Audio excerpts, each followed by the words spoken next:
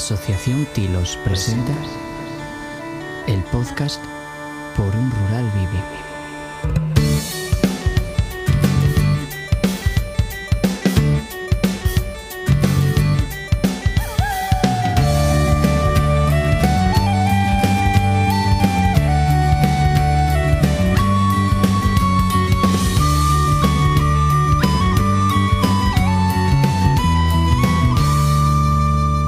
Bueno, aquí estamos en un programa más de Por un Rural Vivo, ya llegando casi al final de nuestra andadura, después de haber escuchado todos estos programas en los que hablamos con personas jóvenes, con personas de diferentes ámbitos, hablamos con personas de las cuencas mineras que habían vivido el fin de la minería, por ejemplo, en Mieres, hablamos con ganaderos que habían empezado a proponer en sus ganaderías diferentes técnicas de ahorro energético, de ahorro de agua y que estaban interesados en la temática de la transición energética. Y todos ellos nos fueron trasladando varias preguntas y por eso hoy venimos hasta aquí, hasta la Consejería de Industria. Vamos a hablar con la Directora General de Energía y Minería en esta Consejería de Transición Ecológica, Industria y Desarrollo Económico del Principado de Asturias. Damos la bienvenida a nuestro podcast hoy y le damos primero las gracias por hacernos el hueco para esta entrevista a Mini Díaz Aguado. Muy buenas, Mini. Pues buenos días, muchas gracias a vosotros por contar con la Dirección General y contar conmigo para este podcast, que yo creo que es muy buena oportunidad. Es un placer para nosotros estar aquí, sobre todo porque este proyecto lo desarrollamos personas jóvenes y también queremos implicar a esa juventud en toda la transición energética y por eso nos parecía muy importante esas preguntas que se nos fueron trasladando que al final lleguen a la línea política, que es la que tiene también en su mano resolver muchas cosas junto con la sociedad civil. Muy bien, nosotros, por supuesto, quiero decirte, yo creo que hay un gap, hay un espacio generacional y un salto entre vosotros y nosotros y a veces esa distancia dificulta pues, que llegue el mensaje claramente.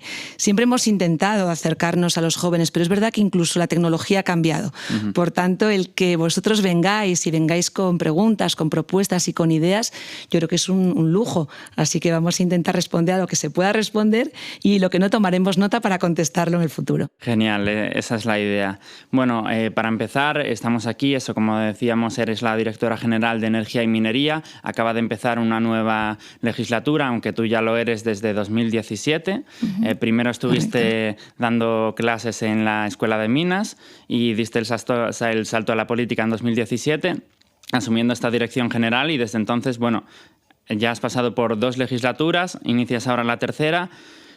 ¿Qué retos tenía el cargo cuando lo tomaste y qué retos tiene esta próxima legislatura en los 4 años en esta dirección general?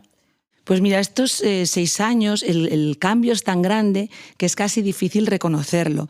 Cuando yo llegué aquí, pensad que estaban abiertas todas las centrales térmicas de Asturias, uh-huh. Teníamos 4.440 megavatios de potencia instalada y la mitad, casi la mitad justa, 2.222 megavatios, eran potencia térmica de carbón. O sea, imaginaros, la mitad de la energía instalada en Asturias venía del carbón, de las centrales térmicas de carbón. Todavía había minas abiertas y, por tanto, ese reto era ver lo que ocurría y mantener abierto al máximo posible todo ese sector económico, industrial, minero y energético. Durante estos 6 años el mundo ha cambiado muchísimo. Hay unos objetivos europeos que son tremendamente ambiciosos y cada día lo son más. Uh-huh. No hay ninguna posibilidad de dar marcha atrás en la transición energética. Claro. Y hay unos objetivos españoles que son aún más ambiciosos que los europeos. Por tanto, hemos asistido a cierres progresivos, a cómo las empresas energéticas piden también cerrar las centrales térmicas uh-huh. y a un cambio de configuración total del sistema energético con el compromiso de intentar no dejar a nadie atrás, claro. Ni personas ni territorios. De eso vamos a hablar también y de eso va un poco nuestro proyecto, de intentar que esa transición energética sea justa. Por eso vamos a todos esos lugares distintos y entrevistamos a esa gente para ver qué fallos encuentran ellos en la transición energética. Hablamos con jóvenes que a lo mejor no están muy convencidos de qué beneficios puede traer para ellos o para la sociedad en la que viven esa transición. Y bueno, en parte es porque Asturias es una de las comunidades según la propia Unión Europea, más negativamente afectadas por la transición energética. Pasamos de un modelo, como decíamos, con centrales térmicas, con mucha minería, a un modelo de energías renovables en el que quizá nosotros no tengamos tanto peso como otras comunidades que puedan tener grandes campos solares o otro tipo de energías. ¿Cómo se afronta ese reto de pasar de ser algo puntero en energía e incluso exportar energía, como estábamos haciendo hasta ahora, a pasar a quizá depender un poco de otras comunidades o de otros territorios? Sí, efectivamente es un reto. Entonces, como lo hemos intentado afrontar y lo estamos afrontando, es en clave de oportunidad. La transición energética tiene riesgos, no se pueden negar. Como dices tú, es un desafío muy grande y hay que intentar darle la vuelta y ver qué oportunidades ofrece, dónde pueden estar los nuevos modelos de negocio, los nuevos sectores, las nuevas capacidades y las nuevas posibilidades de Asturias, aprovechando lo que tenemos. Y tenemos cosas muy buenas. Tenemos una industria muy potente, que es muy potente además en toda la cadena industrial de las energías y de la minería, porque venimos de muchos años de energía y de minería, y esto se puede reconvertir hacia pues, fabricación de componentes eólicos, fotovoltaicos, estructuras, paneles solares, incluso a biogás, biomasa, lo estamos viendo. Tenemos también otra posibilidad muy importante, que es una industria que la parte negativa es que tiene muchas emisiones de CO2, pero la parte positiva es que necesita descarbonizarse y por tanto ahí se vuelve a abrir una oportunidad, que es el hidrógeno verde. Y luego tenemos también, yo diría, mucho talento. En Asturias hay mucho talento joven, hay mucho talento en la universidad, hay mucho talento en los centros de investigación, hay mucho talento también en los territorios mineros y en las cuencas, y por tanto hay mucha materia prima para hacer ese salto.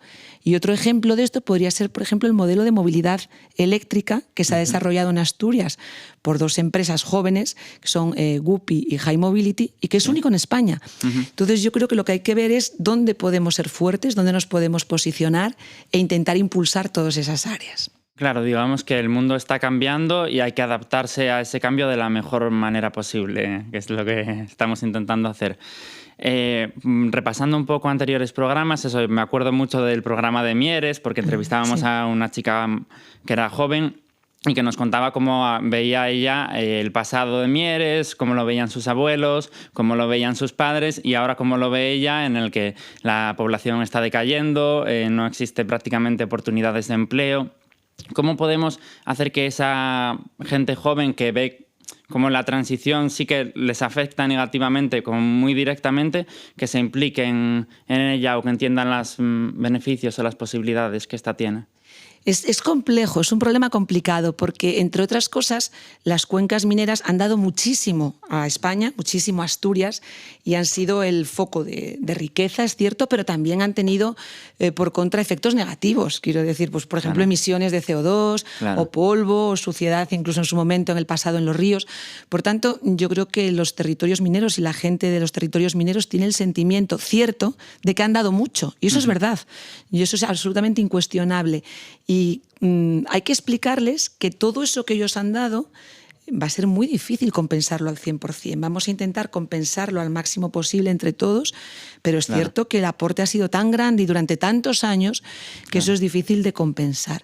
Y por si fuera poco, a veces también es muy difícil compensarlo en el mismo lugar. Esa compensación puede llegar a 20 kilómetros o 25. Y ahí es donde está un poco ese juego de cómo lograr que la transición sea justa con las personas y con los territorios directamente involucrados.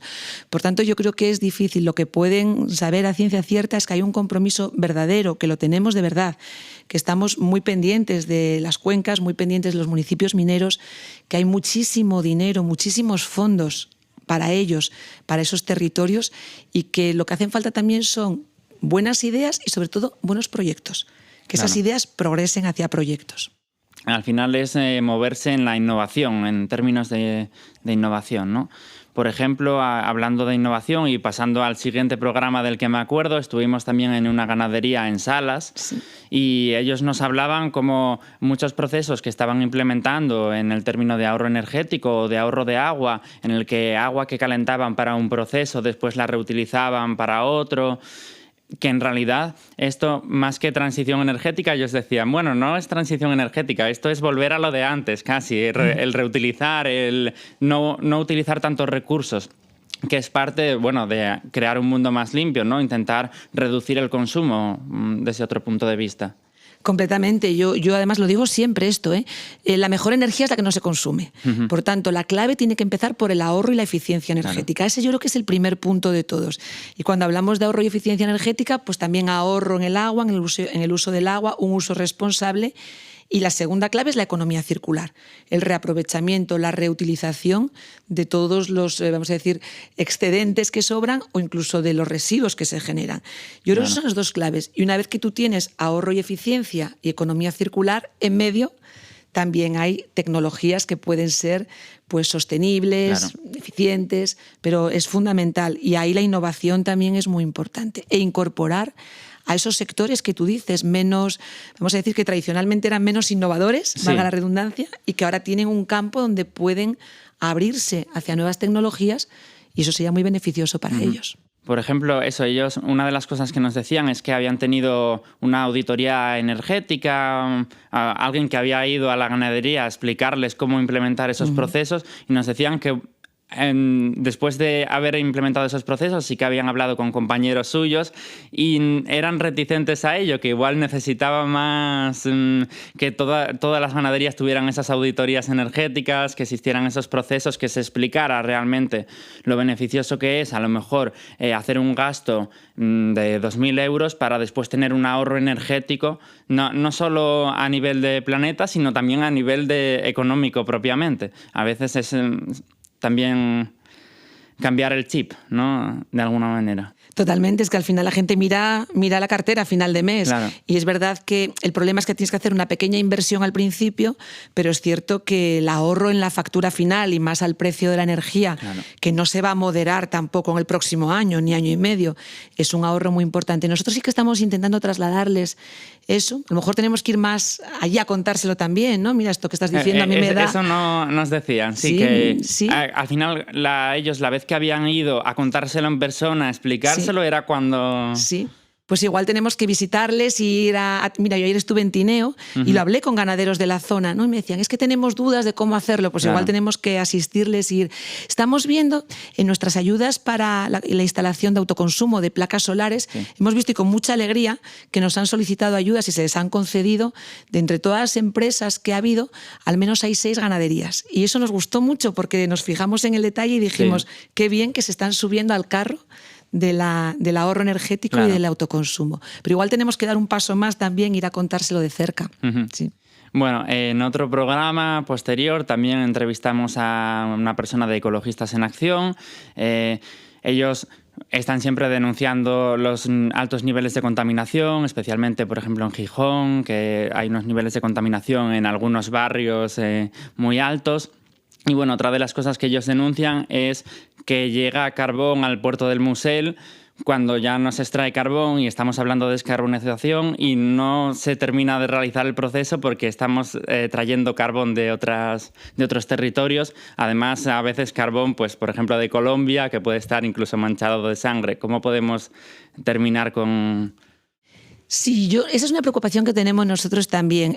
Nosotros pensamos que la transición energética implica que tengan que consumirse en la mayor parte posible recursos propios, recursos autóctonos.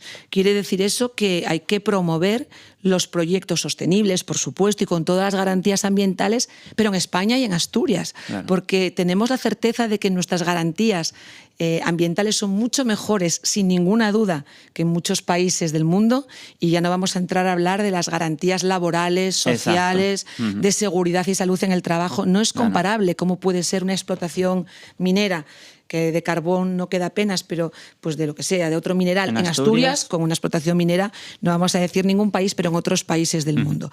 A nivel, como digo, de seguridad, de derechos sociales, de derechos adquiridos y de medio ambiente, de legislación medioambiental.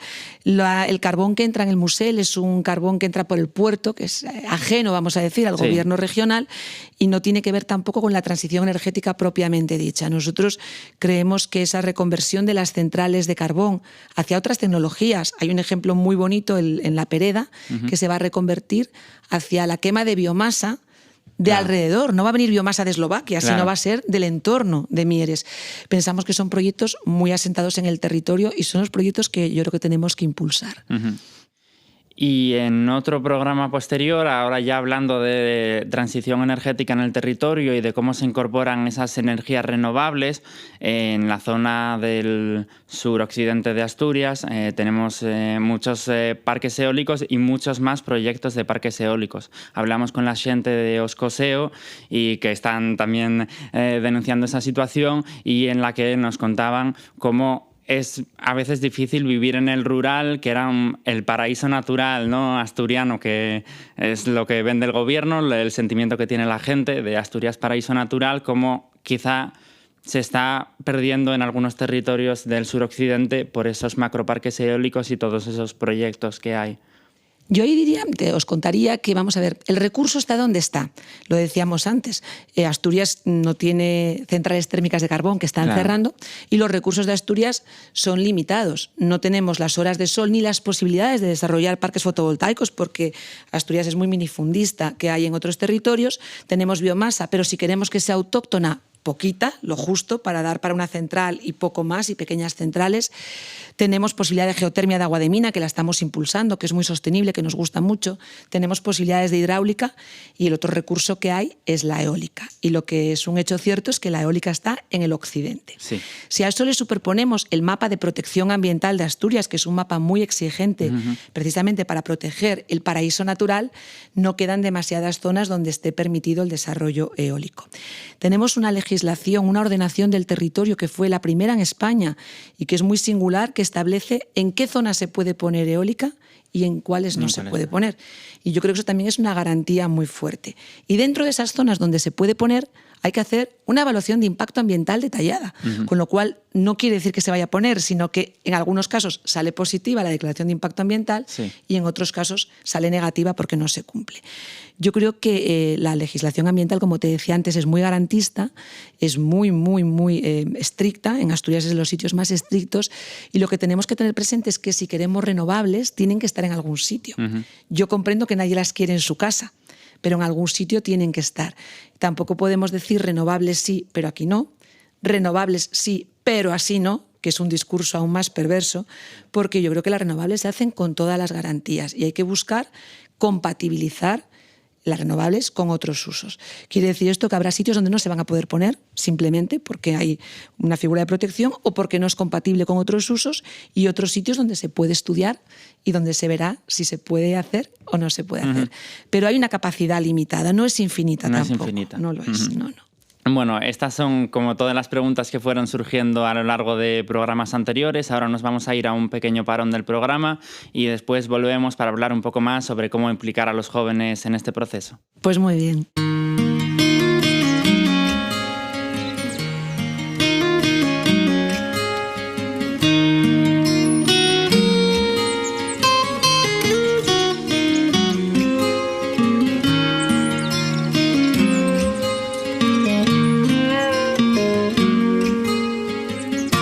Bueno, aquí estamos de vuelta en este programa de Por un Rural Vivo, después de escuchar la música de Adrián Fernández Martínez de Wild Blue Yonder, que también está a los mandos hoy en la grabación. Muchas gracias como siempre, Adri.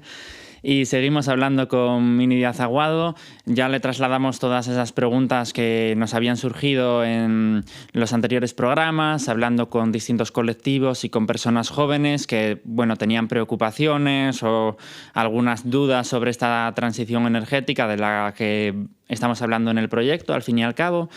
Y ahora, en esta segunda parte del programa, sí queríamos tocar... este es un proyecto hecho por jóvenes y para jóvenes, y entonces siempre nos preguntamos, siempre trasladamos la pregunta al invitado de cómo implicar a la juventud en el proceso de la transición energética. Pues esa pregunta quizás sea la más difícil que me has hecho hasta ahora, porque a mí me gustaría tener la respuesta. Yo creo que es difícil porque a veces los propios jóvenes ven esa distancia, ¿no?, con la parte, vamos a decir, política, con los que toman decisiones, y también en el sentido contrario. A veces no pensamos en vosotros o no se nos ocurre hablar con vosotros. Yo creo que la forma de implicarlo quizás sea a través de foros conjuntos. puede ser este podcast en el que trasladamos inquietudes mutuas, ellos a nosotros, nosotros a vosotros. Puede ser también a través de algún evento específico que se puede organizar, hacer una jornada en la que se hable con los jóvenes, en la que les escuchemos sentados en una mesa redonda y en la que podamos hablar de cuestiones que nos afectan a todos, porque además la transición energética yo creo que es un tema de futuro, no de pasado. Claro. Los que ya estaban aquí ya están, o ya estamos y ya está, pero es el mundo que os vamos a dejar a vosotros y por tanto hay un proverbio que a mí me gusta mucho que dice que no es una herencia de tus padres el mundo, sino que es un préstamo de tus hijos y efectivamente es lo que os vamos a dejar. Así que tenéis muchísimo que decir y yo creo que lo que tenemos que hacer es abrir vías de comunicación y foros. Ya vemos que Europa está apostando por ello y nosotros hace 1 año y medio hicimos un evento de transición justa y también trajimos a jóvenes a participar y en el futuro pues seguir escuchándoos y viendo qué es lo que nos tenéis que decir. Porque nosotros haciendo este proyecto sí que nos damos cuenta que hay mucha gente joven preocupada por el mundo del futuro, por el medio ambiente. Bueno, tenemos activistas jóvenes como Greta Thunberg, que es el caso máximo de más joven y de más activista, pero muchísima gente joven organizándose a través de Fridays for Future, a través de distintas organizaciones e incluso notamos que la gente que entrevistamos o con la que estuvimos para este proyecto, que no estaba en ninguna asociación, era porque no había encontrado el sitio, porque socialmente sus amigos no estaban en ella, no porque no tuvieran esa inquietud por la emergencia climática, por el medio ambiente, por el cambio climático. Entonces sí que igual necesitamos encontrar esas vías de comunicación, también en las propias asociaciones, como la línea política, para hacer que los jóvenes participen en este proceso. Totalmente, yo creo que es un ejercicio por ambas partes, ¿no? Acercarse unos a los otros y buscar esos foros comunes, unos a lo mejor más formales, otros menos, claro, y que dejen a todo el mundo cómodo. Yo creo que es clave escucharos porque la transición empieza por uno mismo. Es un poco como el reciclaje, ¿no? Lo que haces en tu casa. Tú puedes empezar la transición en tu casa, con movilidad sostenible, con movilidad eléctrica, con eficiencia energética, con ahorro, con autoconsumo. Luego aumenta a nivel de comunidad local, del medio rural, de los municipios. Luego llega al nivel regional y luego es algo global y del mundo, el atender a que las energías renovables son un bien superior, de interés superior, hay un reglamento europeo que así lo dice, atender a que la transición energética no tiene marcha atrás, y yo creo que este mensaje hay que decirlo alto y claro. Es importante, sí. No hay marcha atrás, vamos a ir cada vez más rápido porque la emergencia climática es innegable y solo podemos ir hacia adelante. Y bueno, pues ir todos de la mano buscando soluciones que unas serán más del gusto de todos y otras menos, pero hay que apostar clarísimamente por esa descarbonización, por esa eficiencia y por esas energías renovables. Después de terminar los episodios de este podcast, empezaremos la segunda parte del proyecto, que es un proceso participativo con jóvenes. Algunos de ellos han estado en los eventos de grabación del podcast, otros se incorporarán para este proceso e intentaremos debatir con ellos sobre todos estos temas de transición energética y la conclusión será un documento que presentaremos tanto a la sociedad civil en general como a la parte política, que es la que puede cambiar las cosas. Así que, por supuesto, os haremos llegar ese documento. Pues estamos esperando recibirlo, quiero decir, nosotros estaremos encantados de verlo, lo vamos a leer con muchísima atención, os preguntaremos dudas que puedan surgir y también durante ese proceso participativo también estamos abiertos a colaborar con vosotros y a que además miréis las estrategias regionales que están publicadas de transición energética, de materias primas sostenibles y que las miréis pues con vuestros ojos también y hagáis comentarios sobre ellas. Yo, como digo, es un proceso de participación mutua y tiene que estar abierto a todos los foros. Es necesario hacer un seguimiento de lo que se busca, cómo se busca y también ver si se está digamos, cumpliendo los objetivos a medida que va avanzando el proceso. Claro. 2030 está ahí. Claro, pues esa es un apunte muy importante, ¿no? Primero hablábamos de los objetivos de desarrollo del milenio, después llegaron los objetivos de desarrollo sostenible y la Agenda 2030, ahora en algunos foros ya se habla de 2050. ¿Va a seguir ese proceso escalando en años o tendremos que recortarlo en algún momento? Yo creo que no cabe escalarlo más. Yo vuelvo a insistir en que esto 2050 tiene que ser las emisiones cero, el balance cero de emisiones, y 2030 está ahí. Y los objetivos, como decía al principio, es que cada vez son más ambiciosos y más ambiciosos. La Comisión acaba de aprobar recientemente modificaciones en cuanto a los objetivos de eficiencia energética y el Plan Nacional Integrado de Energía y Clima, el PNIEC, está en revisión hacia valores mucho más ambiciosos. Por tanto, yo no veo posibilidad de ir más allá. 2030 tiene que ser un hito importante, tenemos que marcar el objetivo de cumplirlo. Nosotros trabajamos desde el Gobierno de Asturias para cumplir ese hito sin ningún tipo de duda. Ya ves que la Consejería es Transición Ecológica e Industria y Desarrollo, todo junto. Me sorprendió eso, el transición ecológica primero. Porque el foco tiene que estar en esa transición ecológica como absoluta necesidad y también, como decía, como una oportunidad. Y también supongo que está en línea con el Ministerio y todo lo que el Gobierno de España está intentando hacer. ¿Cómo trabajáis en conjunto con ellos? Pues yo lo tengo que decir muy bien. Trabajamos muy bien a través del propio Ministerio, que nos traslada continuamente esas inquietudes por poder desarrollar políticas cada vez más ambiciosas. Trabajamos muy bien desde la colaboración estratégica, sentarnos a ver estrategias, objetivos, discutir posibilidades. Trabajamos muy bien con el apoyo económico. Nos están dando muchísimos fondos. Todo el mundo habla del Fondo de Transición Justa, que son 263 millones para Asturias y que es un fondo muy importante a desarrollar en los próximos 7 años.